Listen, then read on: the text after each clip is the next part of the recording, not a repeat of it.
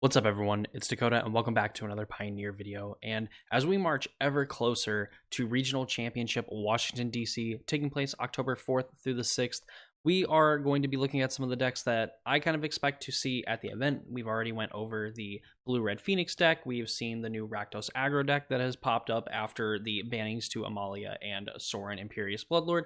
And now we're looking at another archetype that was pretty well suppressed by the Vampires archetype. And now that Vein Ripper is essentially an unplayable card in the eyes of many players, Jund Sacrifice is now a top option for the format. It's seeing an incredible amount of play. Of course, went from seeing like basically zero to being one of the top 5 decks in the metagame, and personally my choice for the event as well. There's a lot of stuff going on here that I really like, and with some new additions from Bloomborough have made this deck definitely worth at least trying out, and definitely a contender in the Pioneer format. But of course, before we get too deep into the Jund Sacrifice list that we have here today, if you're not already subscribed to the channel and you want to see more videos from me, where I post mainly about the Modern and Pioneer format, as well as some other longer form videos, so if any of that interests you, please consider subscribing and ring the notification bell so you know when videos get posted. It is a free, easy way to support me and my content, and if you'd like to support me even further, be a part of the community, all that fun stuff, I have a link in the description down below to my Discord server, as well as my Twitter handle. If that's something that interests you, you can follow me on Twitter or join the server. And if you don't have a Mana Traders account already and you would like to play decks kind of like Jund Sacrifice and some of the other decks that we look at on this channel, I do have a referral link through Mana Traders. I've been using them for quite a few years actually, and just with all the improvements and stuff they have a free tournament series that they run every month. And here lately, they've been changing it, so now you don't even have to necessarily play qualifier rounds every month. You can just register a deck if you already have a Mana Trader subscription, and then just get into the tournament itself. Usually played on Saturdays and Sundays if you top 8, and they give out some prizes as well. And again, it's a free tournament that you can get even more prizes as well if you are a Mana Trader subscriber. So if you want to get started today, go ahead and use my referral link in the description down below, and you'll save 5% off on your membership. With that said, let's go ahead and take a look at the Jund Sacrifice deck for Pioneer. Now, for people that may have played back when Throne of Eldraine was released, and I mean the original Eldraine set, there was like a combo players picked up on pretty quickly, and it was with Cauldron Familiar and Witch's Oven. So Cauldron Familiar is a 1-mana 1/1 that when it enters, each opponent loses a life and you gain 1 life, and then you can sacrifice a food token to return the Cauldron Familiar from the graveyard to the battlefield. This is a very powerful effect. We know that there are plenty of different ways to kind of abuse, the fact that this is a sack outlet, or that you have a thing that can sacrifice other objects and then returning to the battlefield, of course leaving the graveyard. But this deck does things a little bit differently with that, because thanks to Witch's Oven, where you can tap it, sacrifice a creature, create a food token, and if the sacrificed creature's toughness was 4 or greater, then you create 2 food tokens instead. So with a Witch's Oven and a Cauldron Familiar, you're able to sacrifice the Cauldron Familiar to the Witch's Oven, you'll make a food token, and then you can sacrifice that food token, return the Cauldron Familiar back to the battlefield. Awesome stuff. You can repeatedly drain your opponent. If you have multiple ovens going, you just get to drain your opponent for multiple points each turn, and then the life gain is also pretty relevant in a format that is pretty aggressive. And through some of my testing playing against Rakdos and playing with Rakdos, every point matters. So if you are able to gain a couple of life from a Cauldron Familiar, that could be the difference to having an extra turn, maybe 2, depending on how your draw is, if you're able to kind of control their board, or end up actually losing the game because maybe you're not able to loop cat as often, or really able to do it at all. Obviously, it is all but guaranteed. But kind of as the name suggests, this is Jund Sacrifice, so it doesn't just kind of stop here. We have some other kind of cool things going on in this deck. Witch's Oven does a lot here. So the fact that we can sacrifice creatures means that when we play Claim the Firstborn, we're able to take a creature with converted mana cost 3 or less until end of turn. You can untap that creature, it gains haste. So a lot of things you can do, like for example against mono green, if you take their Old Growth Troll, you can actually take their troll, hit them for 4 with it, and then sacrifice it to the Witch's Oven. And then a few things happen. Of course, it's a 4/4 creature, so the fact that it has 4 toughness means that your Witch's Oven is going to get you 2 food instead of 1. And if you end up actually having a forest, you can then enchant your forest with the 4/4, meaning that later you can then turn that 4/4 into a turn the aura land into a 4/4 troll that you can then use to kind of beat down your opponent, which is really neat. And it's also something you can sacrifice. That's kind of like a little bit of a niche scenario, but that is something that can come up. You also see here that we have something like Yigra, which allows us to, with a Cauldron Familiar in play and one in our graveyard, we can actually sacrifice the Cauldron Familiar to get back the other Cauldron Familiar, drain our opponent, and then sacrifice the other Cauldron Familiar to bring it back, and so on and so on.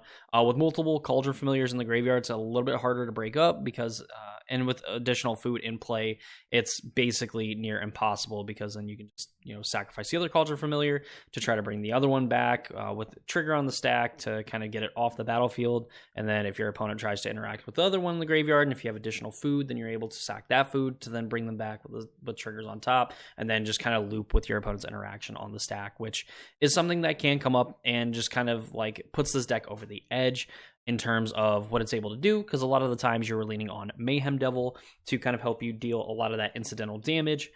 Saying whenever a player sacrifices a permanent, it deals 1 damage to any target, meaning that when you kind of go through your loop, Cauldron Familiar is going to drain 1 and you'll gain 1, and then Mayhem Devil will deal 2 damage to your opponent through each iteration of that loop.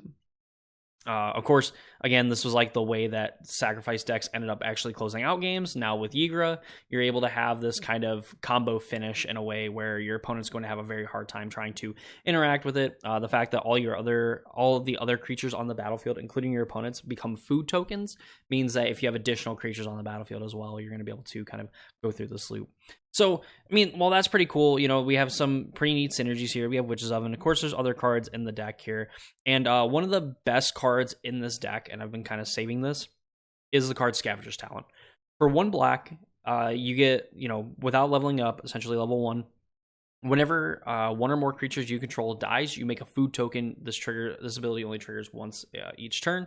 So if you have like 2 Witch's Oven, you have a Cauldron Familiar, you're able to sacrifice the Cauldron Familiar. You're going to make a food from the Scavenger's Talent, and you're going to make a food from the Witch's Oven. You'll be able to sack the food, bring the cat back, drain your opponent, all well and good. The next turn, you're able to do it. You're going to make a food again from the Scavenger's Talent, and you're going to make another food from the oven, and then you're going to be able to sacrifice one of the foods, bring the cat back, drain your opponent, and then you're going to have essentially net 2 foods over the course of a turn cycle, which can add up when you think about, again, like kind of like the loop we're trying to set up here with like Yigra, with as many food tokens as you have in play, your opponent's going to need that much interaction to try to interact with like either Yigra on the battlefield or interact with the cats in the graveyard, which is something that can happen.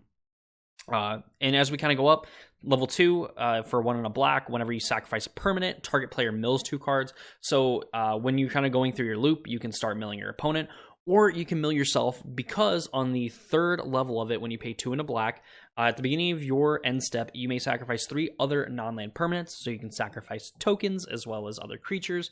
And then when you do, you return a target creature card from your graveyard to the battlefield with a finale counter on it, essentially meaning that if it would leave the battlefield, you end up having to exile that creature instead. So with a Scavenger's Talent, and of course us, doing cat loops and things like that, or even just having Witch's Oven and sacrificing some of these things, also some of the synergies that we have with blood tokens, Fable the Mirror Breaker just being a very good card, but then the Goblin Shaman also making treasure tokens. We can use Scavenger's Talent to end up milling ourselves, so that we can end up finding, our Cauldron Familiars, putting them in the graveyard, able to get them back later with the food that we make from the Scavenger's Talent, and then also eventually find Yigra, to where we can sacrifice a bunch of our permanents that aren't really doing anything to bring back Yigra, and with enough things in play, plus 2 cats, we're able to loop and then drain our opponent, as well as mill them out if they've somehow gained too much life for you to actually be able to kill them from there. But yeah, that's sort of the thing we have going on here. Scavenger's Talent as well. Like even if you're not getting back Yigra, if you're getting Mayhem Devils or even like Blood Tithe Harvesters, that's not necessarily the worst thing in the world. The fact that you are still sacrificing permanents means that when you go and trigger that ability and resolve it, that you're also getting to mill cards. So you're able to either again mill your opponent if that's kind of the game plan that you're on, or mill yourself to eventually find Yigra or maybe a missing Cauldron Familiar, whatever the case may be. So that's kind of the basic engine of the deck. The rest of the cards, we have 4 Fatal Push and 1 Bitter Triumph as removal options against the aggressive decks of the format. You can definitely get punked out by the Rakdos aggro deck. There are some cool things like Claim the Firstborn. A lot of the time feels like a removal spell because you're just going to claim it. And then thanks to cards like Deadly Dispute and Witch's Oven, you're going to have ways to kind of sacrifice those things and generate some extra value. Deadly Dispute being one of the best ones because of the fact that you get to draw 2 cards and then create a treasure token, all for 2 mana. So you essentially, as long as the Deadly Dispute resolves, you're going to end up getting a mana back, and it's going to allow you to, sacrifice maybe your random artifacts. Again, you make blood tokens with Bloodtide Harvester. If you don't necessarily need those, then you can get rid of those. You can get rid of redundant treasure tokens, redundant food tokens, which you do make a lot of food thanks to, again, Scavenger's Talent, and then Witch's Oven being able to sacrifice a lot of the big creatures that your opponents are playing. Just ends up the whole deck just ends up synergizing very well. It has a lot of good options against the decks of the format that are currently very popular. Or like blue-white control can feel a little bit like a slog, but with the other aggressive decks, you're able to take their Ledger Shredders, you're able to take their Slick Shot Show-Offs, their Emberheart Heroes, and other things like that. You can even take a lot of the stuff from the other Jund food decks and just end up using it against them and using it to great effect to kind of push forward your game plan even more. The mana base, pretty straightforward. 3 Cliffs in this version. I've seen a lot of them playing 4, but this one playing 3. 4 Blightstep Pathway, 4 Blood Crypt, 2 Blooming Marsh, and then we have a 2 Overgrown Tomb and a Sulphur Springs and 2 Swamps and a Mountain as our land, our lands that just tap for mana. We have a few utility lands in here, and Hive of the Eye Tyrant, a way that you can interact with your opponent's graveyard, while also getting a 3/3 menace creature that's going to be pretty hard to block. You have Den of the Bugbear that you can pay 4 mana, make a 3/2, and this allows you to kind of get aggressive with your opponent. If you're kind of top decking, this gives you something to kind of sink your mana into later in the game to kind of push through the last few points of damage. And then finally here we have a Castle Locthwain. A lot of the times you'll see like a Takenuma here, but personally I think I kind of like the Castle Locthwain a little bit more than the Takenuma. So this will allow you to draw a card and then you lose life equal number of cards in your hand. So if you're empty-handed and activate this, then you end up losing a life. Of course, you have more cards, you end up taking more damage. But a lot of the time that this deck is going to be activating it when it has no cards in hand or 1 card in hand.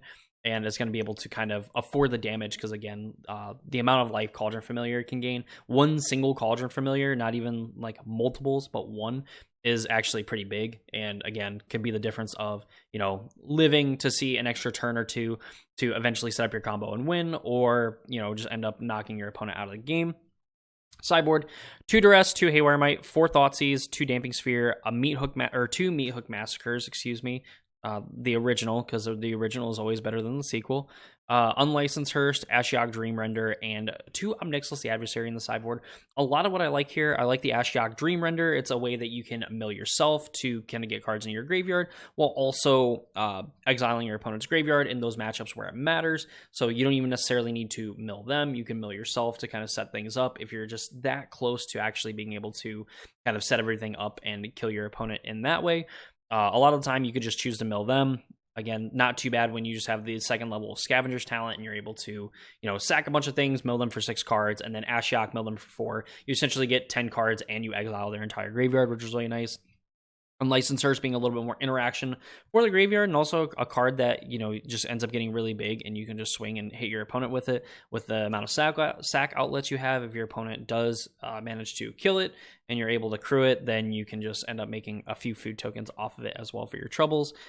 Damping Sphere, this is just a really good card against, like mono green, really good against the Lotus Field decks, which aren't really that popular, but definitely come up from time to time.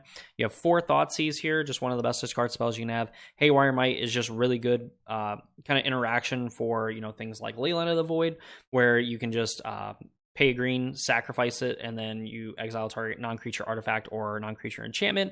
It's going to die. You gain 2 life. You're sacrificing it, so it kind of synergizes with your sacrifice synergies. Even if you don't end up activating it, the fact that Haywire Might can, jump in front of something, block, go to the graveyard, gain 2 life, or just be used in some way where you can get rid of it yourself to gain that life is really neat. 1 Duress, I don't know if you need 5 discard spells total in your 75 when playing this deck, but can never really hurt if you're kind of looking for a last slot. Omnixilis 2 has been a card that I've been really impressed with. I guess technically, if you don't have a kill with Yigura, but you can just make a big enough Yigura, you can end up hitting your opponent for 8, 10, 12 points, and then use Omnixilis to casualty it away, sacrificing it, get your sacrifice synergies, and then force your opponent to draw 7 cards, lose 7 life, more than likely win the game from that way. But a lot of the other times, it's just a very good grindy card where you can sacrifice a Cauldron Familiar, you're going to make a food token from the Scavenger's Talent, you're going to have 2 Ob Nixiluses that you're going to get to plus, and then you're also going to have a cat that you're going to be able to get back later. But yeah, that is the Jund Sacrifice deck for the Pioneer format. Overall, I've been really enjoying this deck. I think it's a lot of fun. There's, I think, a lot of legs here to kind of combat a little bit of everything in the format, while Rakdos midrange is definitely a solid option for a lot of players to pick up and play. I do like the fact that this Jund Sacrifice deck can play like a midrange deck, and up until the turn that it can play like a combo deck and just kind of catch your opponent off guard because they're getting attacked pretty well on 2 different axes, where we have the traditional Rakdos Sacrifice route of just getting a Mayhem Devil on the battlefield and then sacrificing a bunch of things, where you have the talent where you're able to mill yourself to eventually find more cats to kind of drain your opponent, or mill your opponent, make extra food tokens, so you're able to kind of sustain bringing them back. And because when your creatures don't have trample, these are very annoying creatures to deal with, especially when you're just creating food tokens naturally without having to afford any more slots in your deck for that. But yeah, that's the Jund Sacrifice list for the Pioneer format. Hope you all enjoyed the video. If you did, please leave a like on the video. Comment down below what deck you would like to see next. We are less than 2 weeks away from the event. I'm super pumped to be able to go and just kind of be in the environment. I know that my co-host on the podcast, Randy, showed me that there was like over 1,800, almost 1,900 players already registered for the event. So it's going to be a pretty big day. There's going to be a lot of players there, so I kind of look forward to it. But yeah, thank you all for watching. Hope you all enjoyed the video, and hope to see you all in the next one.